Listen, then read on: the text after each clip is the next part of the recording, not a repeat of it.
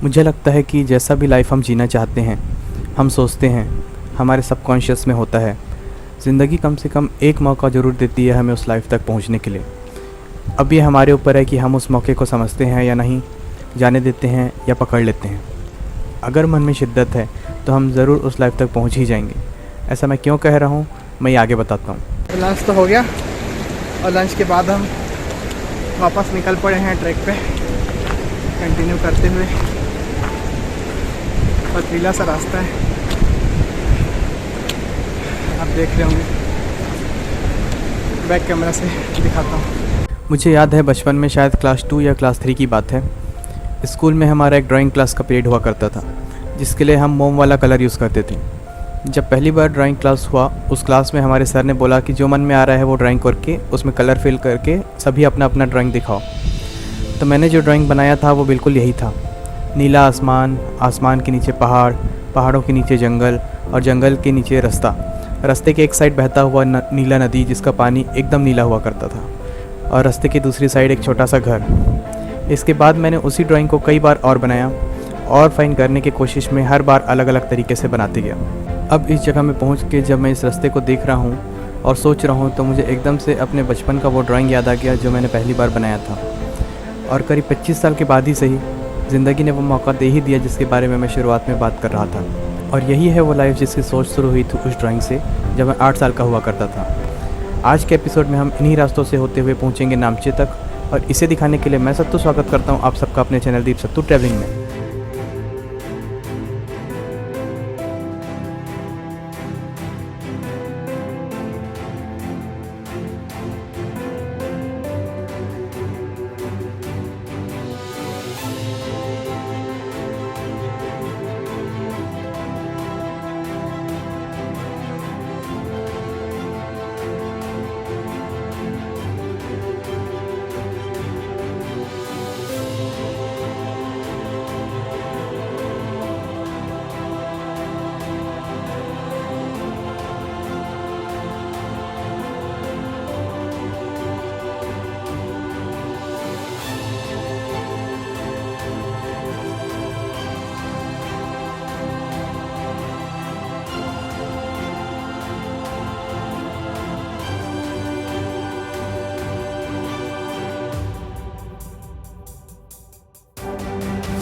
तो दोस्तों, सुबह जो 7 बजे से जो सफ़र चालू हुआ था वो चलते चलते अब 2 बजने को आ गए हैं। और अभी पीछे आप बोर्ड देख रहे होंगे, 2 घंटे का वॉक और बाकी है नामचे पहुँचने। नामचे पहुँचने के बाद आज हम लोग अपना ट्रैक एंड करेंगे और 2 घंटे का भी ट्रैक बाकी है।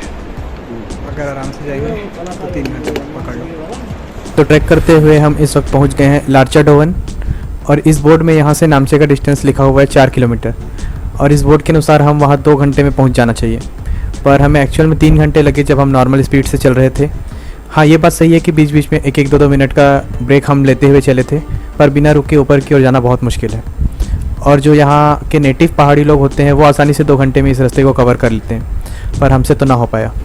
खैर, यहाँ से जब हम आगे बढ़ेंगे तो कुछ ही दूर में आएगा famous and beautiful Hillary bridge. तो चलिए आगे आपको दिखाता हूँ हिलेरी ब्रिज। तो ये है world famous and beautiful Hillary bridge. पुल है दोस्तों, जिसमें कुछ कपड़ा बंधा हुआ है जो उड़ रहा है, तो बहुत सुंदर दिख रहा है। पुल के दोनों तरफ खाई है। बनाने वाले ने कितना अच्छा पुल कलाकृति बनी है। इस साइड खाई है, बहुत लंबा लंबा खाई है। जब हम इस ब्रिज को क्रॉस कर रहे थे तो ब्रिज के उस ओर धूप था और ब्रिज से बादल छा गया था, और हवा इतना तेज चल रहा था कि पूछिए मत।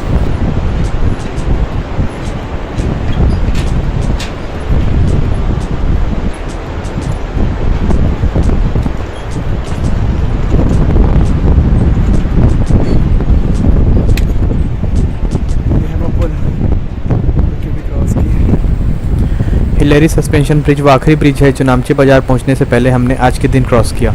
सर एडमंड हिलेरी के नाम पे इस ब्रिज को रखा गया है, और यह ब्रिज 459 फीट लंबा है।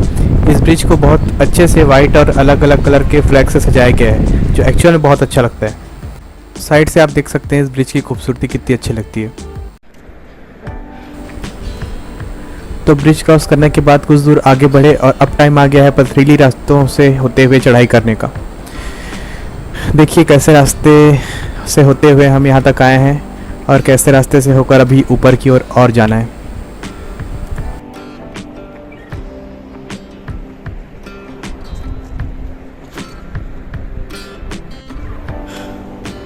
पथरीले रास्ते से होते हुए धीरे धीरे करके चढ़ते जा रहा हूँ।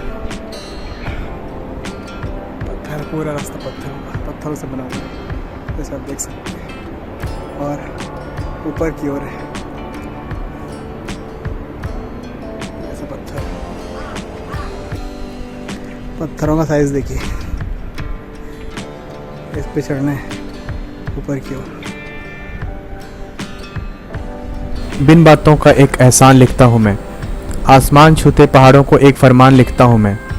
चौखट चौखट ढूंढा खुद को, अपने ही सफ़र में एक इम्तिहान लिखता हूँ मैं। दूर वो नीचे वाइट ब्रिज जो दिख रहा है वो है हिलेरी ब्रिज, जिसको क्रॉस करते हुए हम अभी इतना ऊपर आ चुके हैं।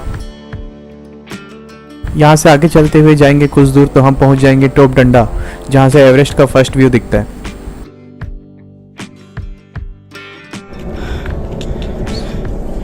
तो दोस्तों यहाँ से हमको एवरेस्ट का फर्स्ट व्यू दिख रहा है। कैमरा में शायद ना दिख पाए, लेकिन जो वो क्लाउडी सा दिख रहा है उस पे ही है, बर्फ़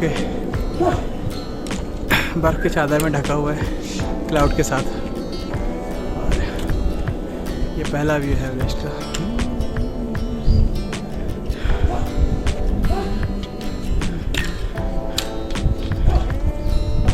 सागर माता national park, establish in 1976। Top डंडा एलिवेशन 3140 मीटर। हम लोग अभी 3140 मीटर की ऊंचाई पे हैं। वाह, कभी इमेजिन भी नहीं किया था ऐसे जगह आऊँगा, इतना अच्छा चीज़ देख पाऊँगा।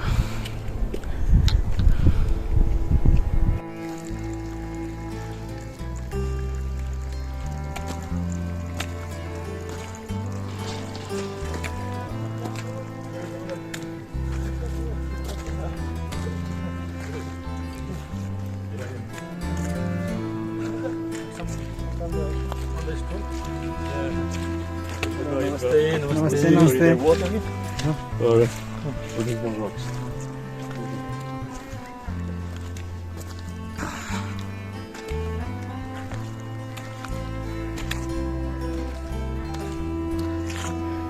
रास्ता जो है वो काफ़ी स्लिपरी है।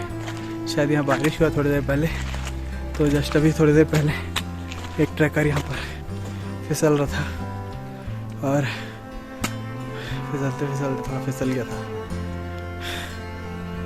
क्या बोल रहा हूँ अभी।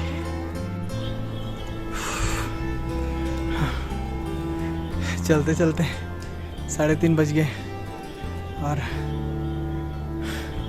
शायद 1 घंटा और बाकी है पहुँचने में। 2 किलोमीटर शायद अभी भी बाकी है। 14 किलोमीटर का सफ़र था पथरीली वादियों से होते हुए, जंगल के बीच से चलते चलते चलते। कभी कभी लगता है कि इस सफ़र का कोई अंत नहीं है, लेकिन फिर कोई नेपाली आदमी गुजर जाता है अगल बगल से, उनको देखो तो फिर मोटिवेशन आ जाता है कि ये लोग का तो, जब ये लोग कर सकते हैं डेली भाग दौड़, तो हम एटलीस्ट एक बार तो कर ही सकते हैं। टफ है, फिटनेस आपका पीक में होना चाहिए इस ट्रैक को करने के लिए। पहाड़ों की सुंदरता और संस्कृति शब्दों से बांधी नहीं जा सकती। महसूस करके हर छोटी चीज़ खुशी लूटने के बराबर है। चुनौती, तजुर्बे और बेबाक मंजर, बस चाहा और सराहा है मैंने तुम्हें अपने शब्दों से। मैं भी नदियों की तरह बहाव में रहता हूँ, किसी किसी की नज़रों में पाषाण बन जाता हूँ, बस चाहा और सराहा है तुम्हें अपने शब्दों से।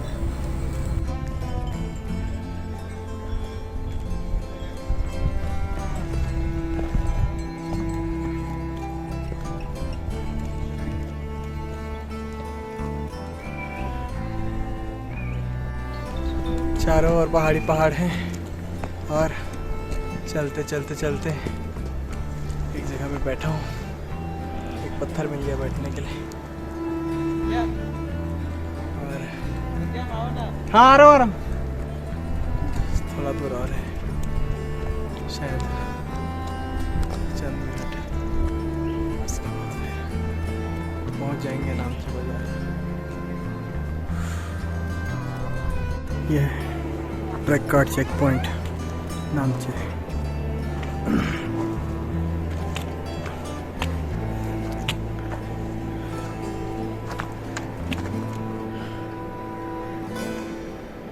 ट्रैक कार्ड चेक कराएंगे और फिर आगे बढ़ेंगे।